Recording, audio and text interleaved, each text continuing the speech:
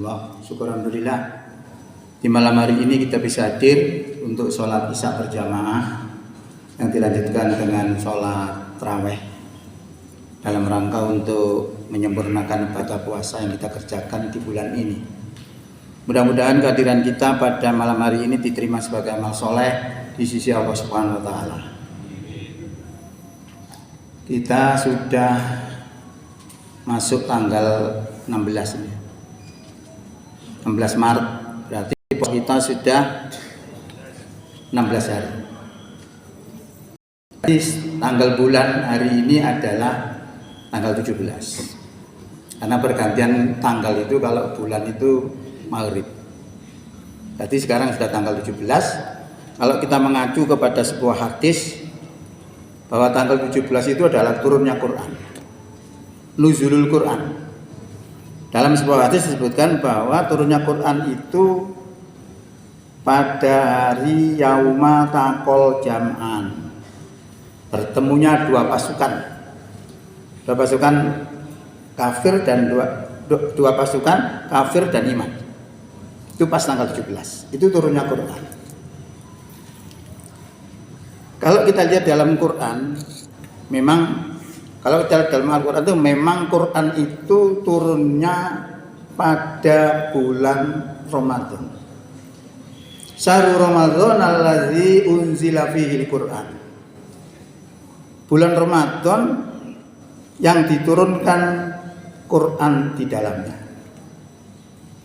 Sebenarnya bulan Ramadan ini menjelaskan daripada penjelasan-penjelasan tentang diwajibkannya puasa. Diwajibkan puasa itu awalnya tidak jelas. Ya ayyuhalladzina amanu kutiba alaikumusiyam. Hai orang yang beriman, diwajibkan atas kamu poso. Tapi belum jelas kapan posonya. Lalu ayat berikutnya dijelaskan ayyamam ma'dudat. Posonya itu beberapa hari yang bisa dihitung. Itu pun juga belum jelas. Bulan apa? Baru ayat 185 dijelaskan bahwa ayat ma'dudat tadi adalah syahrul Ramadan, bulan Ramadan. Unzila fihil Quran, yang di dalamnya diturunkan Quran. Ini salah satu kemuliaan Ramadan itu luar biasa. Ada Lailatul Qadar, ada iktikaf, ada turunnya Quran, macam-macam. Pahala-pahala ditingkatkan, ditikel-matikelkan. Siapa yang melakukan kewajiban di bulan Ramadan setara dengan 70 kali kalau dilakukan di bulan luarnya Ramadan. Banyak sekali. Ya. Untuk apa Quran ini diteruskan? Dijelaskan oleh Allah, hudal linnas, petunjuk untuk manusia. Artinya Allah itu menghendaki seperti itu. Quran ini dibuat petunjuk, dibuat hukum, dibuat aturan untuk manusia. Hudalin nasi wa bayyinatim minal huda, dan penjelasan-penjelasan mengenai petunjuk itu wal furqan, dan pembeda antara yang hak dan yang batil. Itu fungsinya Quran. Nah, dengan menuzul Quran itu sebenarnya mengingatkan kepada kita itu loh, pakai untuk jalan hidup. Kalau khusus untuk orang bertakwa itu nama jelas di dalam Quran surat Al-Baqarah ayat 2. Zalikal kitabu la raiba fihi hudal lil muttaqin. Itu kitab Quran, tidak ada keraguan di dalamnya. Hudal lil muttaqin, petunjuknya orang yang bertakwa.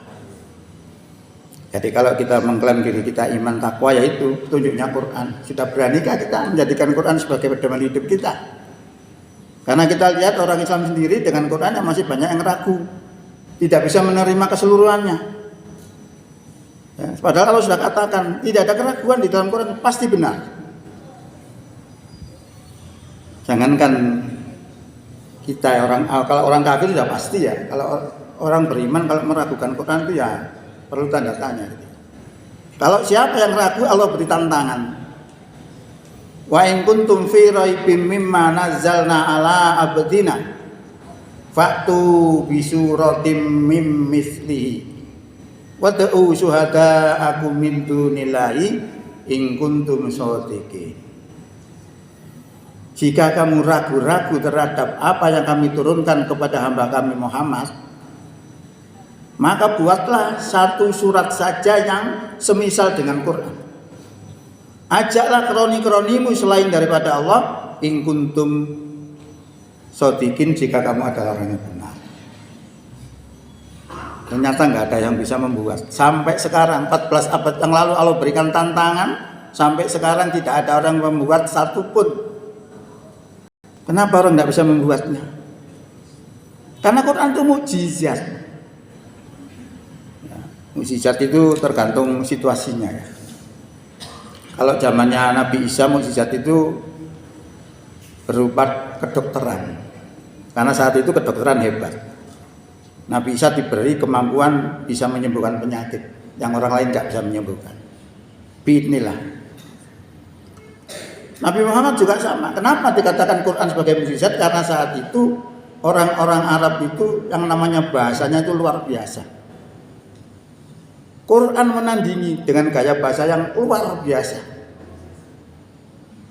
Kita lihat aja Quran.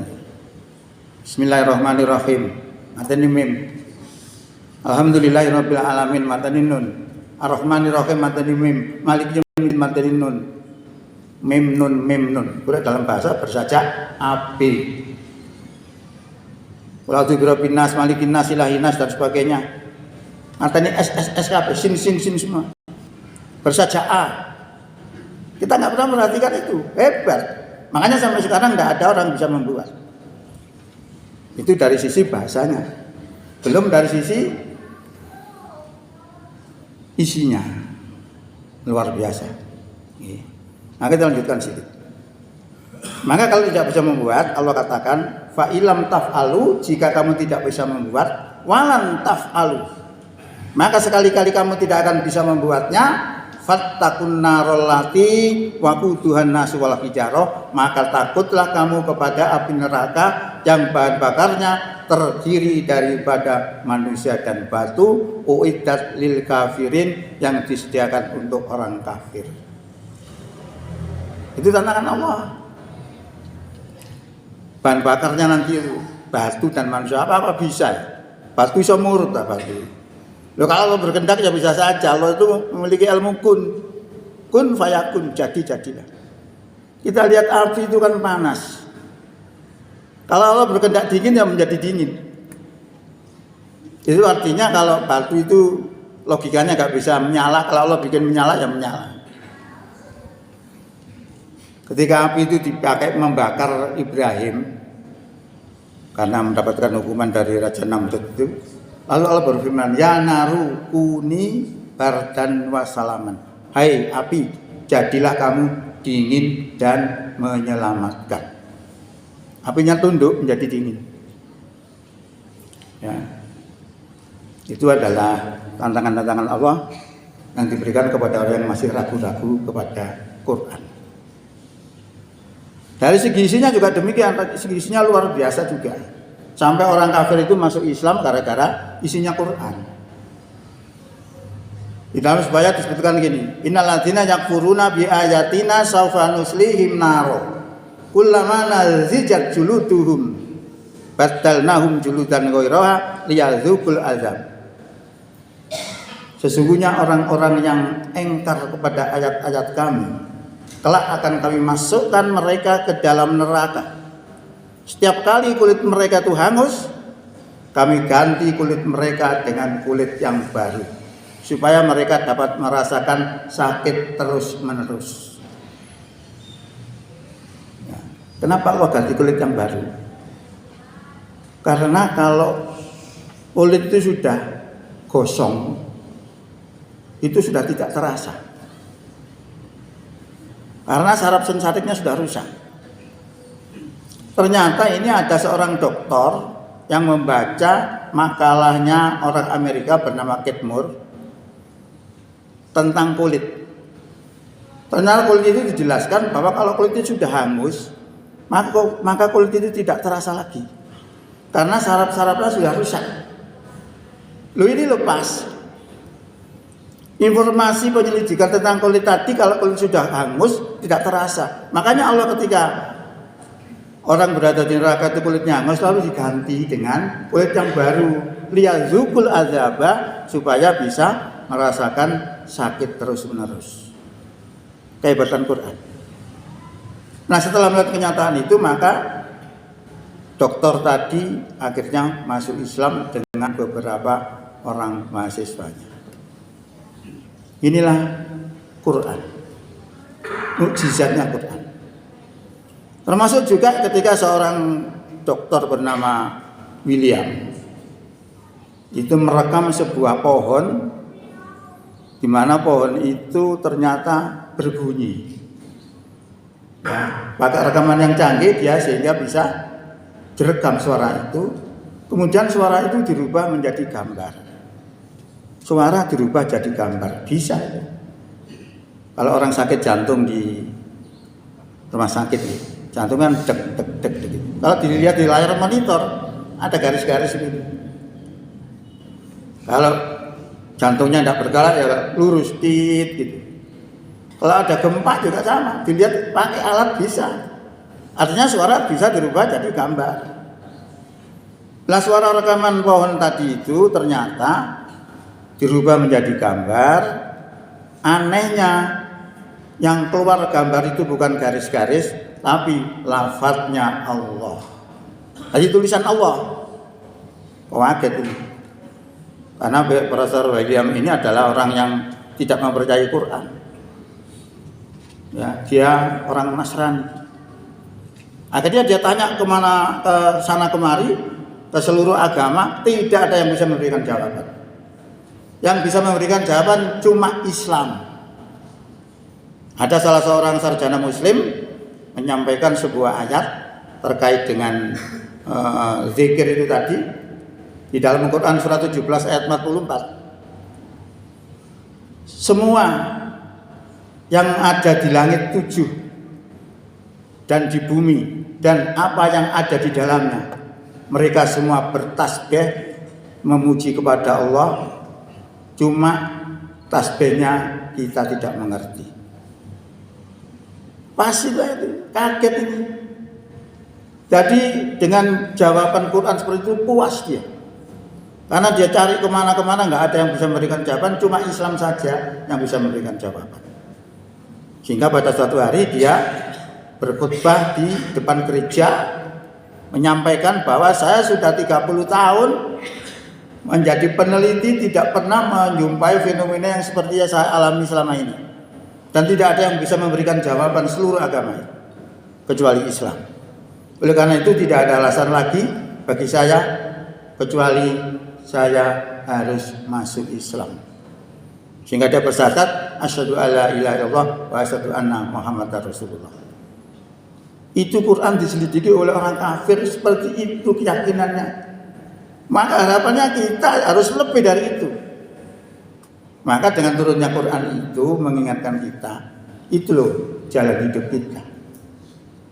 Kita coba untuk berani itu. Karena kalau kita melihat di sini Quran itu kan macam-macam di sini. Ada radikal, ada moderat, ada urusan bernegara, ada hukum, ada perintah, ada larangan, ada sejarah, ada peristiwa yang akan datang. Diceritakan semua dalam Quran. Ya, alangkah indahnya kalau kita memahami seperti itu, kita jadikan Quran sebagai jalan hidup kita. Ya, maka intinya dengan mengingat nuzulul Quran ini, mengingatkan kembali itu loh yang diperintahkan oleh Allah untuk dijadikan pedoman hidup sebagai orang yang bertakwa. Zalikal kitabu la raiba fihi hudal lil muttaqin. Itu kitab Quran tidak ada keraguan di dalamnya. Hudal lil muttaqin sebagai petunjuk bagi orang-orang yang bertakwa. Saya kira itu aja karena saya dapat undangan untuk menghadiri pengajian ini, sehingga tidak perlu banyak-banyak karena situasinya poso. Ini suwe-suwe selak ngantuk. Assalamualaikum warahmatullahi wabarakatuh.